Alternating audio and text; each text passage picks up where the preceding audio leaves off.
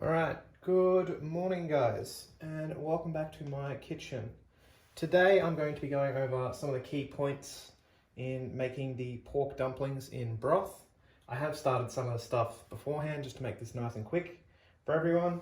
Now I don't actually have all of the ingredients at home, so I'm going to be making a few modifications throughout the recipe. Hopefully I'll point them out to you. But what you will need approximately is a tablespoon of oil, some fresh ginger, I'm using a teaspoon, fresh garlic, I've got a teaspoon again, some chopped up green cabbage, I'm using a wombok today, which is over here underneath the bean shoots. The bean shoots are not a part of the recipe, I just have them and want to use them up, so I'm going to be cooking that off with the cabbage today. You'll need about a tablespoon of water, 100 grams of pork mince, some coriander, preferably, stalks and the leaves. I don't have any yet. And not everyone likes it, so I'm not buying one bunch for 2 or 3 dishes I'll make this week. You'll need a half tablespoon of soy sauce, 1 teaspoon of caster sugar, half a teaspoon of sesame oil, and some wrappers for the actual dumplings themselves. For the broth, you'll need 1 litre of chicken stock. Now I've already got mine on the back of the stove. I've just used a stock cube today to make that. You'll need a little bit of ginger, some more soy sauce, half a tablespoon. If possible, you want to grab 1 tablespoon of black vinegar, which is a little bit harder to come by. So if you don't have any, you can just use a white vinegar. You'll also want some sesame oil, half a teaspoon of sugar, half a carrot, 2 spring onions, and some spinach leaves. I don't actually have spinach today, so I'll be improvising something a little bit later on down the track. So, we're going to start with the dumplings. It's a pretty quick process. There's not a lot to go through and I've already got all mine chopped up. So, I'm going to turn my pan on straight away. What we're going to be doing is cooking off the garlic, chili and ginger. The chili is an added item because everything needs chili in my house. So just a little bit of oil in the pan. I'm going to saute those off and then we're going to incorporate the bean shoots and the wombok. In the bowl up the back here, I already have my pork with the sugar, the soy, and the sesame ready to go. So that's going to be the mixture for our dumplings. You'll see that my broth is already turned on. I'll be talking about that in a few minutes. Bit of multitasking going on today.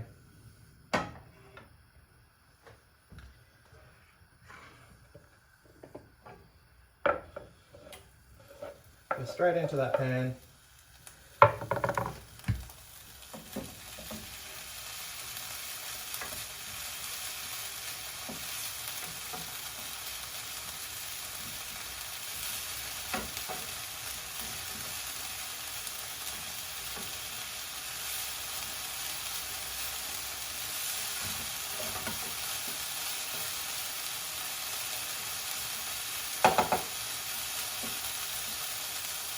I only need to cook it out for a minute or so.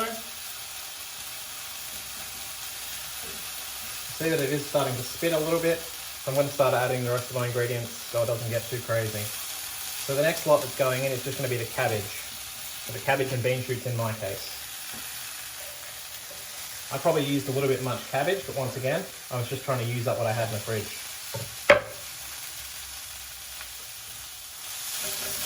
So stir it around, and all of this is going to start to wilt. It's going to start to shrink.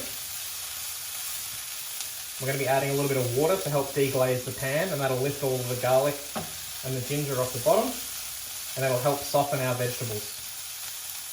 Because currently the cabbage is a little bit hard, same with the bean shoots, we want them to soften up and wilt. So adding the water is going to help that process. Now it does say a tablespoon in your recipe. Just use what you think you need. So I'll pour in a little bit now, and I'll let it cook away, and I'll see if I want to add a bit more in a minute.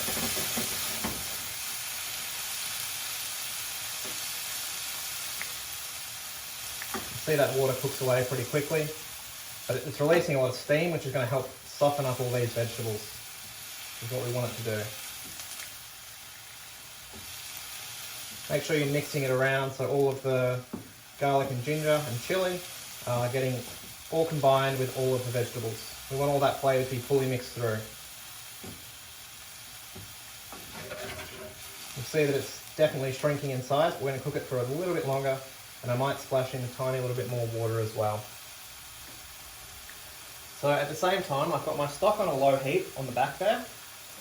Now with that one, basically what you'll do is bring the stock to the boil, and then you can add the ginger, soy, sugar, salt, sesame oil, and basically bring that to the boil.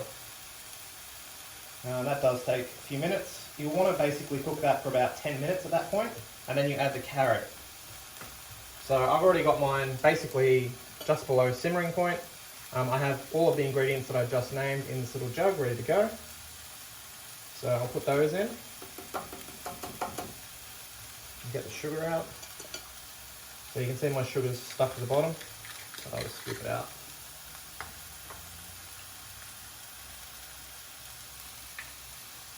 Just putting a little bit of water into the cup to help dissolve that sugar.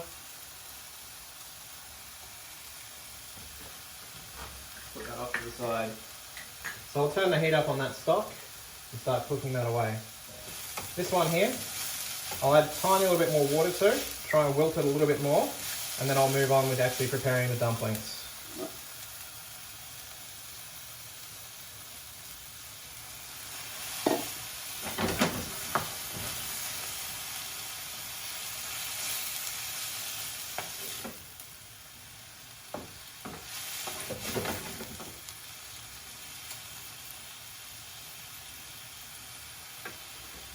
So I'll move my carrot and spring onion. I'm not going to need those for a while. So I've got a nice clean surface to work on to actually prepare the dumplings.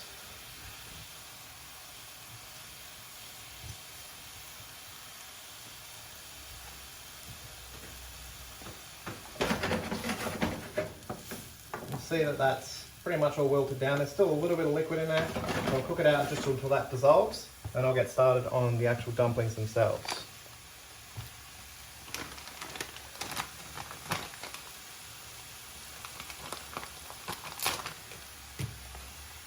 The recipe says you'll need 6 to 12 rashers for this. It sort of depends how much of everything you add and if you add any extras to it or if you've changed anything in the recipe. Alright, so most of that liquid's fully evaporated. There's only a tiny little bit left pooling in the bottom of my pan. So what I'll do is just turn this off and leave it off to the side. My stock is almost boiling again. So we're going to get ready or get started on these dumplings. So in this little orange cup, I just have a little bit of water, which now you won't be able to see. I have my dumpling skins ready to go. They do stick together. So in this stack, I've probably got about 10, 11 maybe. We'll see. In the bowl, like I said, I've got my pork mince. I've got the soy and the sesame. I'm going to mix this up a little bit. Probably just going to use this wooden spoon for over here. And then we're going to actually incorporate the ingredients that are in that pan. Ideally, we'd let them cool down fully before we add them, because we don't actually need them to cook the meat at the moment. We're going to cook those in the broth later. So I'm just using the spoon to just break up the pork mince, and it's slowly incorporating that liquid from the bottom. Takes up that liquid pretty quickly. It is just a minced product. You don't actually need to be very gentle with it. You can just stir it, break it all apart. It should start to smell like some of the ingredients you've incorporated into it. So the sesame and the soy. You can see that that's pretty much taken up all that liquid and basically formed a big old blob of mush. I'm going to throw these vegetables straight in so I can show you how to assemble the actual dumplings. So you're not here stuck listening to me all day. I'm sure some of you would enjoy that, but not many. So that mixture is still hot. Ideally, you'll do it when they're cold, so it's not actually cooking the mince, but I'm hopeful it'll be fine. There shouldn't be quite enough residual heat in there to actually fully cook anything. And even if it does, it's all going to get cooked together anyway, so it's not the end of the world. I hope. You'll see that mixture came together really quickly. You'll see that all the vegetables are mixed in through the mince. A little bit of chili you can still see. Has a nice aroma of the soy and the sesame. And that's pretty much right for me to get started on the next step. Do I need the spoon anymore? We'll find out later. So for the assembly of the dumplings, this is the sort of fun and tedious part of this dish. You'll need to get your little dumpling skins ready, which, like I said, fun and tedious. Try and pull them apart. They do sometimes stick. Make sure you've only got one at a time. You don't necessarily have to fill your board like I am. I'm just trying to mass produce. Try and get as many done as I can at once.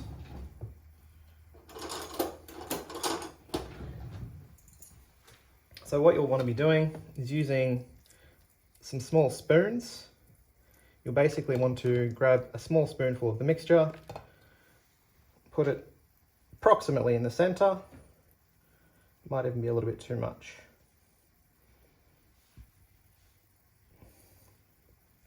I do recommend trying not to overfill them because it can get quite difficult to roll them up if you overfill them. But you'll find that out the hard way if you do it yourself.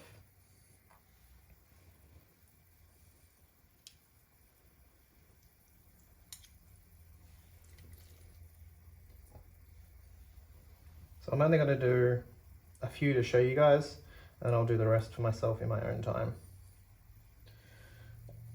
So what you'll want to do, basically this little cup has a bit of water, so I'll just run my finger around the edges.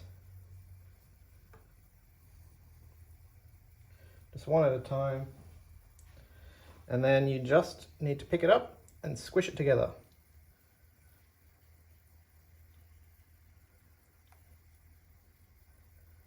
If you're interested, you'll be able to find heaps of videos online about different ways to actually make these and different ways to seal them, but I don't really go for anything fancy. I just go for something practical. It's not particularly pretty, but it will work. It has the food inside it. I can cook it and eat it, and that's pretty much all I care about. So to see that again, you just pick it up after you've wet the edges and just pinch it together, starting at the center, and I work my way out. And literally all I'm doing is just squishing it together and pinching. Once again, nothing fancy, but practical. Now my broth hasn't quite been on long enough, but I'm going to throw my carrot in because it's going to take quite a while to cook. And I'll explain the last few steps of the recipe to you so you guys can do it at home. I'm not going to record the whole thing for you because I'm pretty sure you can figure out how to put the rest of this together from the recipe you're provided with. So just one of these one more time. Just pinching. You don't need to be gentle, just making sure that you're holding it at the center. And when you're got your mixture like that, just push it down so the mixture's staying in the middle. Now, I did say I was going to make a few variations with mine today. With these dumplings, what it actually tells you to do is basically once your broth is cooked out, is to actually place these straight into the broth and cooking them that way. Put the handle outwards. What you can actually do if you'd like, if you want to have something different, is you can wipe out this pan and actually seal them in a hot pan, and they get a crispy outside before you actually cook them in the broth. So I'm just going to quickly wipe out my pan and show you what that'll look like, and then I will leave you to your own devices. I'll likely upload a photo at the end of the video showing you what my dish looked like when it's completed, because I can tell you now that I don't actually have the spinach today. I'm going to add some rice noodles into mine just to give it a little bit more body, because it's for me and my housemate for lunch today. So that's what I'm going to be doing with mine. And I'll be using the spring onions I've got off to the side to actually garnish it. There it goes. So same as we did before, just onto a high heat. A little bit of oil, straight in the middle of the pan. Doesn't need to be a heap.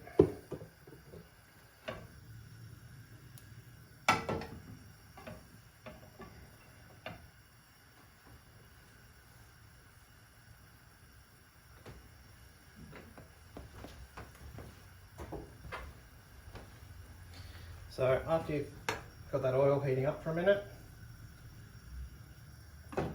to actually seal these, just put them straight in that oil. Straight in the pan. Doesn't matter which side you put them down. You're going to flip them over in a few minutes anyway. So what we're trying to do is just create a little bit of a crispy skin on each of the sides. Basically just on the face or the main surface of the dumpling.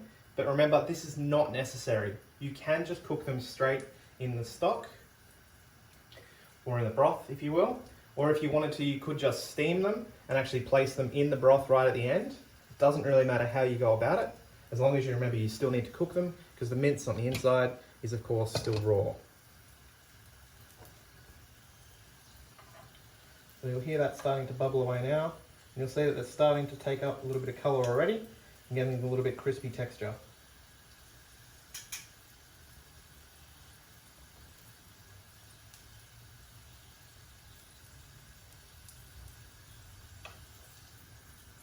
See, it's starting to go a little bit golden brown already. Doesn't really take very long at all. All we're trying to do is get a little bit of colour. Remember, we're not cooking it at this step, because I'm planning on putting mine in the broth later anyway.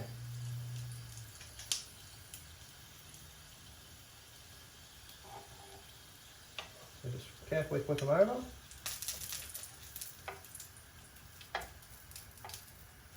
And you'll see that just after that tiny little bit of time I had them on the heat for, they get a nice little bit of crispy outside, and we'll finish cooking them off in the stock later. Alright guys, that pretty much sums it up. I'll hopefully have a picture at the end for you, but other than that, enjoy the rest of your day. See you, bye.